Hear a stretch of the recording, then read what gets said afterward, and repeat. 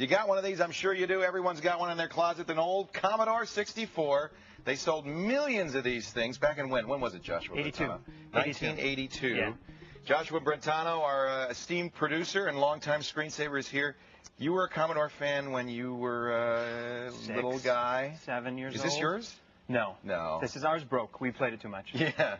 This was a very, very popular computer, and there were a lot of games on it. And, you know, if you look at the games in the old computers, they're not as sophisticated as the games that we're used to. Right. But because you played them when you were young, there's this nostalgia. Yeah. You want to play them again. That's right. So tell me what you did here. Well, what I've done is I ended up with, I don't know, hundreds and hundreds of games that we got way back. On discs or on floppy cartridges? discs, on 5 1/4 floppy disk. Yep.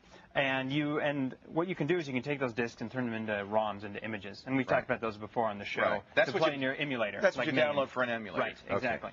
Okay. And so what you can do actually is connect your Commodore to your PC and store all those ROMs on your PC, but still use the hardware, the Commodore equipment to load and play them. Who needs an emulator when you got a Commodore when you have 64? the real Is thing. it better to do this way? No. No. I think it's more fun. Well, but there's certain. I got to tell you. It depends. The key, the joystick. an actual joystick, and these are the old Atari-style joysticks, really aren't the same. And it is better playing it with these. It is. They're designed for these joysticks, not a big Sidewinder or something like that. You got to look at these, folks. I'm going to put the joystick down because look at this. This thing weighs more than my laptop. What was this thing? Floppy drive. That's all that is. A floppy drive, just a few hundred K. But so do you need one of these to start with? You don't. What you can do is you can. If you have them on floppies, if you I guess have you them on floppy, you can put them into your PC that way. Okay. So you would hook this up to your PC, and using some special software, you dump the images onto your PC. Your PC hard drive can hold all of those images. Right. Or you can go online and get them from one of my favorite sites is c64.com. You can download them. They have every ROM there you could possibly want. Now this is the key, right? That's the key. That's an XE1541 cable. Okay. And it's a specially designed cable that's wired to go from your Commodore on the back. Let's show the back here. So this goes into the floppy drive port of the Commodore. Goes right there, and then it goes to the parallel port of your PC. Ah, so there's key number one. You got to have a PC with a parallel port. Parallel port. That's the old style printer port. Exactly. No USB adapter, nothing yet. All right, no. Okay. And the biggest key is choosing the computer you're going to use. Why because the program we're going to use here is called 64HDD, and it works in DOS. And you can get it to work on a machine that has Windows and that sort of thing, but it's much easier just plain old DOS, pre-Windows DOS. So that program is the one that loads the images. So basically it's turning this hard drive-based PC into a floppy disk drive to service the Commodore 64. And the PC you want to have a Pentium 46, something slower to get the two computers to kind of match speed. Where do you get the cable? You get the cable from a number of sites online. I have it in the article. Is it expensive? About $15. And then the software is freely downloadable? It's free. You can get a professional version. Show us how it works. So right now on the PC here, we're running a program called C64 or 64HDD. Look at that. It looks just like a Commodore. Well, that's because it is the Commodore. Oh, we're looking at the Commodore right now. Oh, all right. So on the computer screen, that would explain it. On the computer screen, loading this program is the biggest pain because there are a bunch of different switches and settings and that sort of thing. Do you document that on our site? It is in the article, yes. Okay, great. It's on there. And so it's just a matter of finding those settings and matching them up.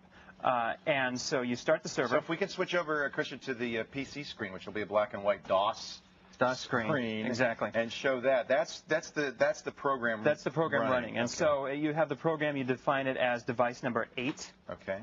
Just point it to the directory where they're stored, and a bunch of other switches here. The nice thing is a hard drive can hold literally every Commodore game ever made. It can. It absolutely can. I don't know, probably only a couple hundred megs. Let's load a game. Okay, so we'll load a game. You got it running on this side. That makes the PC look like a floppy disk drive to work Commodore. I just started the server. Okay. And as soon as you turn it on, we're going to load the directory there. That's what that dollar sign is. Exactly. I even separated them all alphabetically. So that means directory name B. Got it. And then so we're going to load that.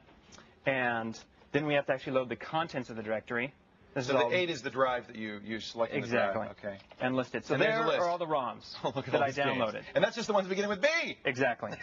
I'm going to list that again. Let's play a game. We'll play a game. We will play BC's Quest for Tires.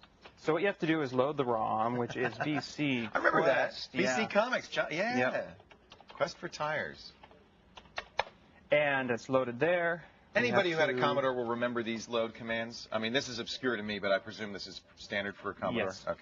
Let's see if this works here. Oops. Press play on tape. Exactly. Well, you have to tell it's a drive, not a tape. Loading. List. So there it is. It's now in we're going basic. to load. It is. We're going to load the game, which is loading the first thing on the disk.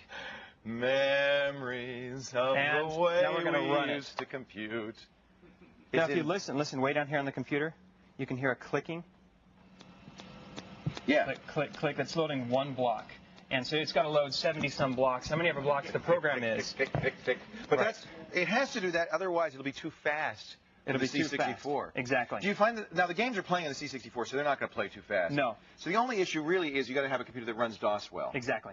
And that means not XP, not NT, not 2000. The program has worked on there, and the creator of the program has got to work on a bunch of different places. But my experience is best is Windows 98 or 95, and then a DOS. Exactly. Although since these images are so small, you could probably fit the images on the DOS disk. You could. Multiple images. Easy. Here it is. So here it is. Oh, I like this. I remember this.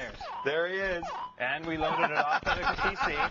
But it's running on the Commodore. That's right, using all 8 this colors. is actually has a practical use, because if you had on your floppies word processing documents, other data that you wanted to resurrect that you needed desperately because you spent years putting in all this stuff, you can also do it as well, right? And be able to read those and mount them and use them. 20 years ago. 20? Is it really that long? Right? Yeah. 20 years ago. And you were just a young lad. Yes.